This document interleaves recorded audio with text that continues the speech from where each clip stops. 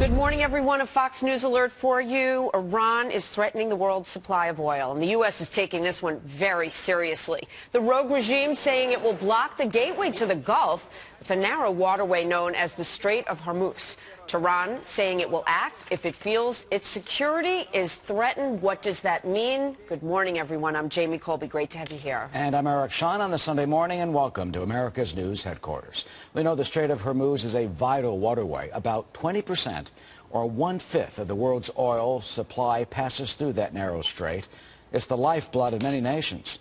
Well, now Iran again vowing to increase its naval presence in international waters and even claiming it's developing a long-range missile that some fear could one day hit the United States. So what does all the escalating threats and the continued defiance by Tehran mean?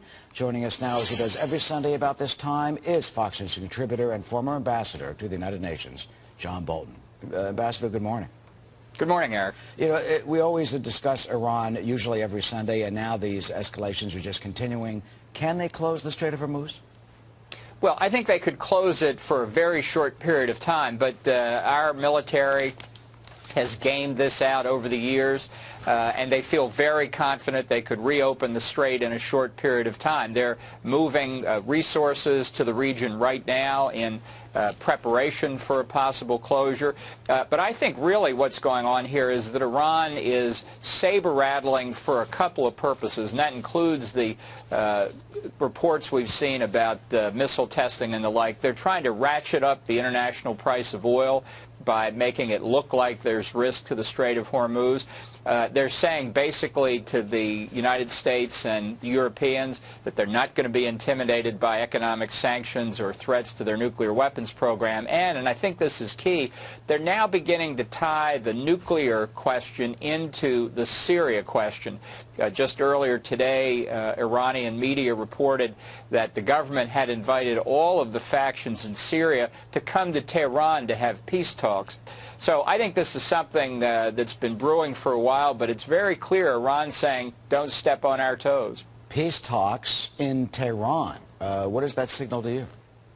Well, I think that the Iranian leadership is very committed to keeping the Assad dictatorship in power. There's no doubt about that. They've got a lot at stake there. That's why they have Iranian Revolutionary Guards officers helping the Assad regime in its military operations. But I have feared this outcome for a long time, that if Iran felt that the Assad regime was about to fall, they might be prepared to make a trade with the Obama administration that would go something like this. We'll give up Assad, we'll lose that pawn in effect to protect our queen, to protect the nuclear weapons program. You give us legitimacy for what we're doing and high levels of enrichment and a broad and deep nuclear program, and we'll be satisfied if Assad falls. I think that would be a disastrous deal for the West, but I think it's one that Iran could well angle for, and I think tying all this together is very much behind the idea of hosting peace talks among the Syrian factions. Do you think that's a deal that the Obama administration would take and that could be offered? Well, let me be clear. I think it's a disastrous deal, but yes, I do think the Obama administration would be inclined to take it, since their diplomacy, both with respect to Iran's nuclear weapons program and the ongoing civil war in Syria, has been such a failure. Being able to announce a success at diplomacy would give them something to tout, even though the end result, I think, would be very, very risky for the United States, for Israel, for our Arab friends in the region. Well, this all comes as the Panetta report came out that is very troubling. Potentially, they are developing a missile that they think could hit the United States within 3 years. I mean, that report, Ambassador, was pretty scathing.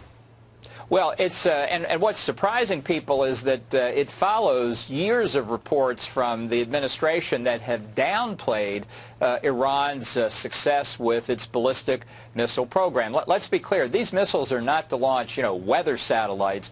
They are designed to be the vehicles to deliver Iran's nuclear weapons when they reach that stage. So increasing the range, payload capacity, and accuracy of Iranian missiles is very much putting them closer to the point where they can deliver a nuclear weapon worldwide. And even though it may be 3 years before they had a missile that could reach the United States, Europe is a lot closer, and deployed American forces in the region of the Persian Gulf are obviously even closer. Well, finally, apparently they could hit Europe and Israel certainly right now. So if you sketch the whole picture right now, you've got continued Iranian defiance, development of the ballistic missile systems, saber rattling over closing the Strait of Hormuz.